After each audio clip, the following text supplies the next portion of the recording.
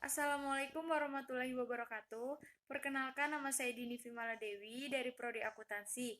Di video ini saya memenuhi tugas ujian akhir semester Bahasa Indonesia kelas 5 PAB dengan dosen pengampu Ibu Ananda Putriani, SPD MPD. Materi yang akan saya bahas yaitu tentang diksi. Yang pertama, saya akan membahas tentang pengertian diksi. Menurut Kamus Besar Bahasa Indonesia, diksi adalah pemilihan kata yang memiliki makna yang tepat, selaras, dan dalam penggunaannya memiliki kecocokan dalam mengungkapkan gagasan dengan pokok pembicaraan tersebut. Pemilihan kata merupakan suatu unsur yang penting dalam dunia karang-mengarang maupun berkomunikasi sehari-hari. Jadi, diksi atau pilihan kata adalah tindakan memilih kata yang tepat yang digunakan oleh penulis untuk menyatakan sesuatu. Sebagai contoh, saya akan memberikan beberapa ungkapan. Yang pertama, diam. Jangan berisik. Bisakah Anda tenang sebentar? Saya harap Anda tenang. Jadi, ungkapan-ungkapan yang saya sebutkan tadi pada dasarnya memiliki informasi yang sama, tetapi dinyatakan dengan pilihan kata yang berbeda-beda. Yang selanjutnya, kita akan membahas pengertian diksi menurut para ahli. Yang pertama yaitu menurut Susilo Mansuridin. Menurut Susilo Mansuridin, diksi adalah pemilihan kata, pemakaian kata yang cermat, tepat, dan benar, serta dapat membantu memberikan nilai pada suatu kata. Sedangkan menurut Widya Martaya, diksi adalah kemampuan seseorang yang bisa membedakan secara tepat nuansa-nuansa makna sesuai dengan gagasan yang ingin disampaikan. Selanjutnya, kita akan membahas mengenai fungsi-fungsi dari diksi. Yang pertama, melambangkan gagasan yang diekspresikan secara verbal. Yang kedua, membentuk gaya ekspresi gagasan yang tepat. Yang ketiga, menciptakan komunikasi yang baik dan benar. Yang keempat, mencegah perbedaan penafsiran. Yang kelima, mencegah kesalahpahaman. Serta yang keenam, mengefektifkan pencapaian target komunikasi.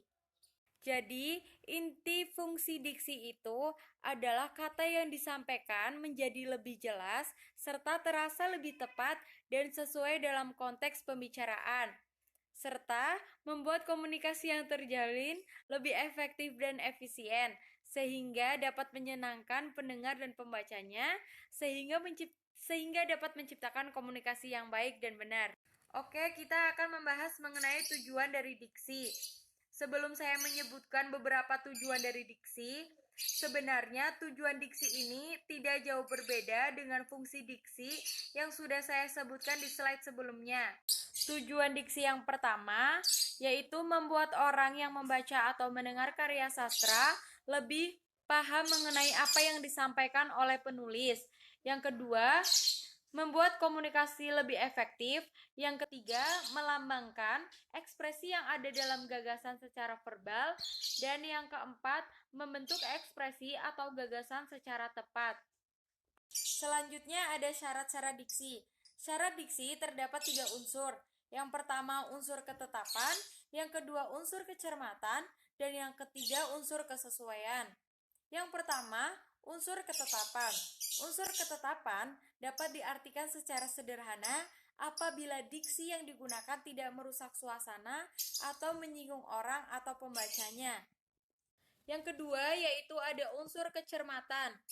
Kecermatan dalam pemilihan kata berkaitan dengan kemampuan memilih kata yang benar-benar diperlukan untuk mengungkapkan gagasan.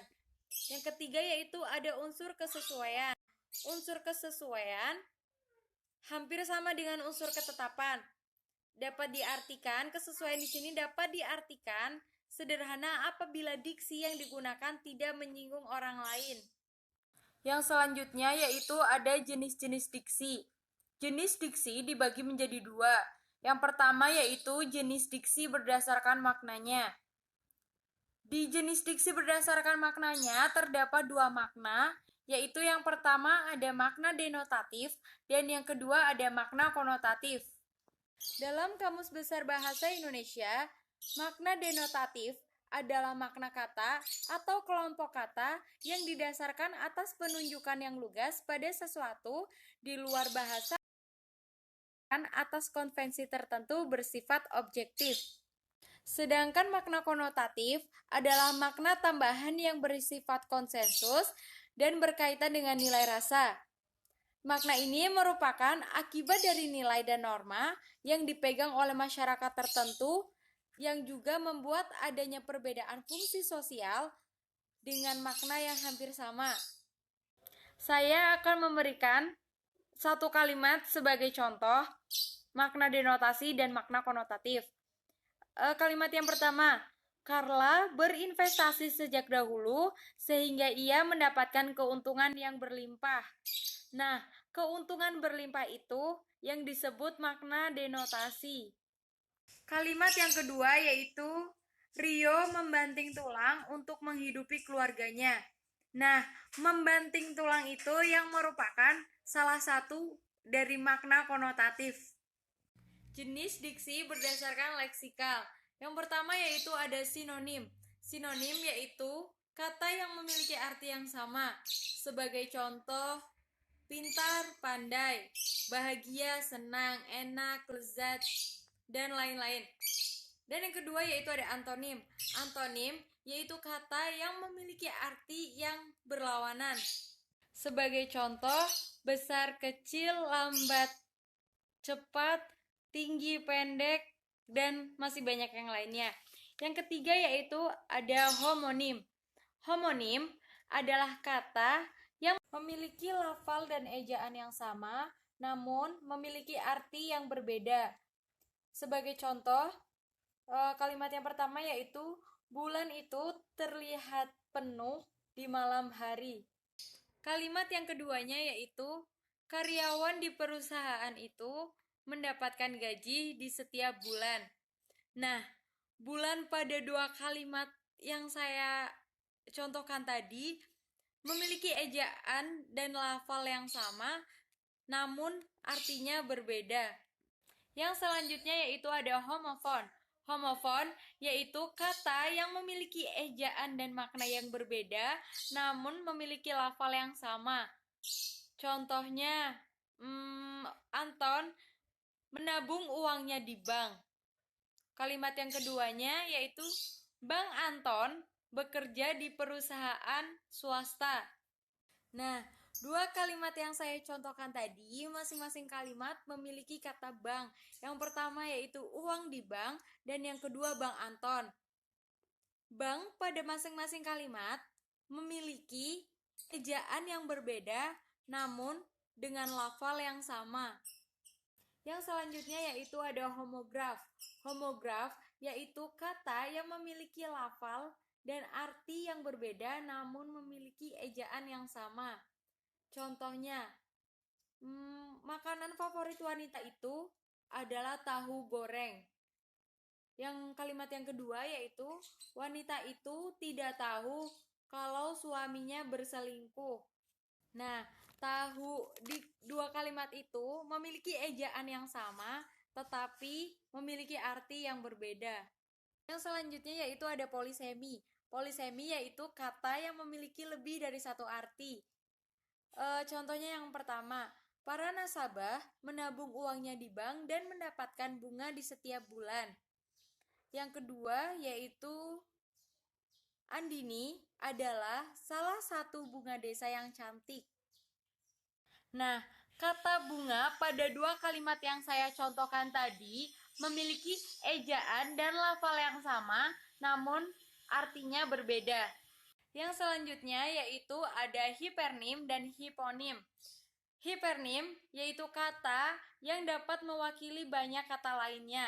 Sedangkan hiponim yaitu kata yang dapat terwakili oleh hipernim.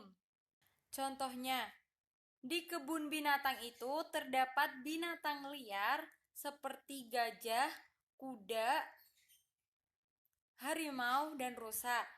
Nah, binatang liar itu merupakan kata dari hipernim, sedangkan gajah, kuda, rusa, dan harimau itu merupakan hiponim.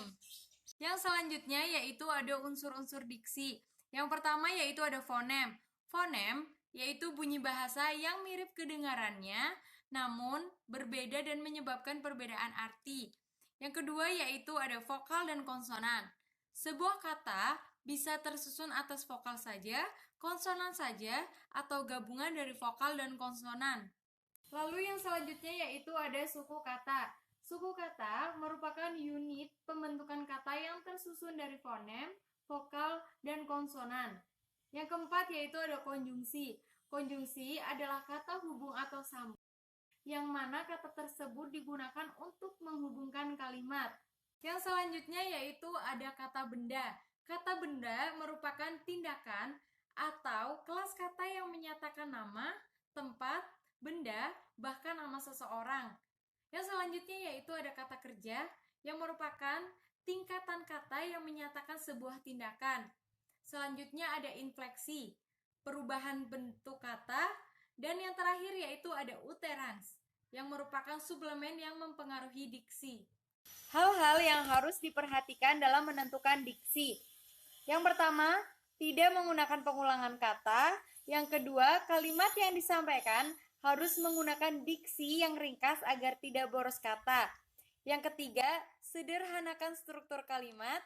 Yang keempat, hindari pengulangan kata. Dan yang kelima, hindari penggunaan kata yang memiliki fungsi dan makna yang sama. Yang terakhir yaitu ada contoh kalimat diksi. Namun, kalimat yang nomor 2 saya rasa kurang tepat karena kata tinggal alangkah lebih baiknya digantikan dengan kata yang lebih sesuai. Contohnya, saya belum mengerjakan PR matematika saja. Karena kata tinggal lebih tepat merujuk pada suatu tempat. Sekian penjelasan dari saya, kurang lebihnya mohon maaf. Wabillahi taufiq wal hidayah. Wassalamualaikum warahmatullahi wabarakatuh.